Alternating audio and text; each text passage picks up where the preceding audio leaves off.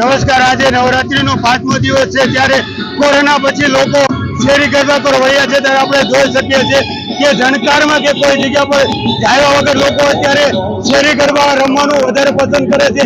તો આપણે અત્યારે આજે સ્વાસ્તિક રેસિડેન્સી છે તેના લોકોને આપણે મળીને વાત કરીએ. જે તમારું નામ?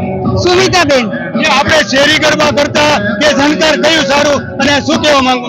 સ્વસ્તિક પરિવારના ગરબા સારામાં સારા વરાછા રોડ ઉપર બને થાય છે અને રમઝટ કરતા અમારી સોસાયટીમાં વધારે મજા આવે. અમારા સોસાયટીના કોઈ લોકો રમઝટમાં જતા નથી. શું કહેશો અત્યારની જે રમઝટમાં ને મોટા મોટા પૈસા ખર્ચી અને જાતા હોય ને કોરોના કાળ પછી જે આપણે જૂનો ટ્રેડ પાછો ચાલુ થયો શેરી ગરબાનો, તે લોકોને શું સંદેશ? શેરી ગરબામાં બધાએ એન્જોય કરવું જોઈએ. તો આપણે અહીંયા યુવાઓ પણ સાથે વાત કરીશું. જે અત્યારના લોકો જે છે એ અત્યારે ટ્રેડિશનલ અને જાણકારમાં જવાનું વધારે પસંદ કરે છે, અને તમે યુવા છો અને શેરી ગરબા રમો છો, તો તમને કઈ વધારે? અમને અહીંયા સ્વસ્તિક પરિવારમાં ગરબા રમવું ખૂબ જ ગમે છે, કેમ કે અહીંનું આયોજન ખૂબ જ સરસ હોય છે. આપણે યુવાને શું સંદેશો આપશો? દરેક યુવાનોએ રમઝટમાં જવા કરતા પોતાની સોસાયટીમાં બધા પરિવાર સાથે ગરબા રમવા જોઈએ.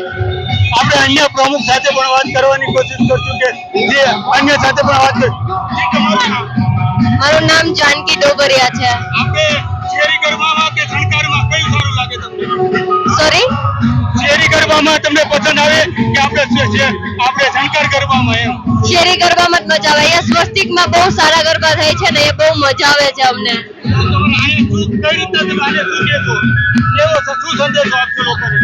અહીંયા અમે લોકોને એ સંદેશો આપશું કે એક પરિવારની જેમ અહીંયા ટ્રેડિશનલ પહેરીને લોકો ગરબા લે છે, તો એવી રીતે એક પરિવારની જેમ બધાએ ગરબા લેવા જોઈએ ટ્રેડિશનલ પહેરીને. કેટલા સમયથી તમે આયોજન તૈયારી કરતા હો કે અલગ અલગ કપડા પહેરશું, અલગ અલગ રમશું, ગ્રુપ બનાવશું, કેવી રીતના કેટલા ટાઈમથી તૈયારી? આ તૈયારી લગભગ 3-4 મહિનાથી ચાલતી હોય છે કે આ ચણિયા ચોળી પહેરીશું, આ સેટ પહેરીશું, આ કપડા પહેરીશું, આ મેચિંગ કરીશું, જેન્ટ્સ ના કુર્તા આ મેચિંગ કરીશું, આ રીતે ગરબા લઈશું. બધી તૈયારીઓ 3-4 મહિનાથી ચાલતી હોય છે. આપણે પ્રમુખની સાથે પણ વાત કરીશું. બેટા, તમને જણકારમાં મજા આવે કે શેરી ગરબામાં? શેરી ગરબામાં. શું કેવી અત્યારે મજા આવે છે અને કેવી તૈયારી સર્કલ કેવું શું કહેવા માંગુ? સરકાર મસ્તીનું બધા એક સાથે ગરબા લે છે, પરિવારમાં ગરબા લે છે. ઓકે, આપણે પ્રમુખ સાથે વાત કરી કે જી તમારું નામ? તમારું નામ? મારું નામ મહેશભાઈ.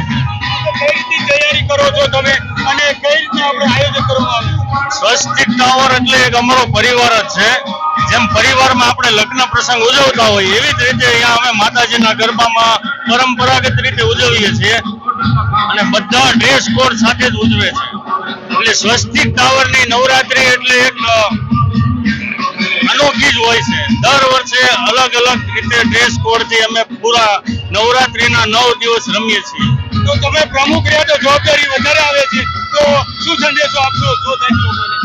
અમારી નવરાત્રી એવી રીતના છે કે આમાં કોઈ જવાબદારી પોતપોતાની રીતે બધા લે છે અને બધાને એટલો ઉમંગ છે કે આપણે જવાબદારીનું કોઈ રહેતું જ નથી.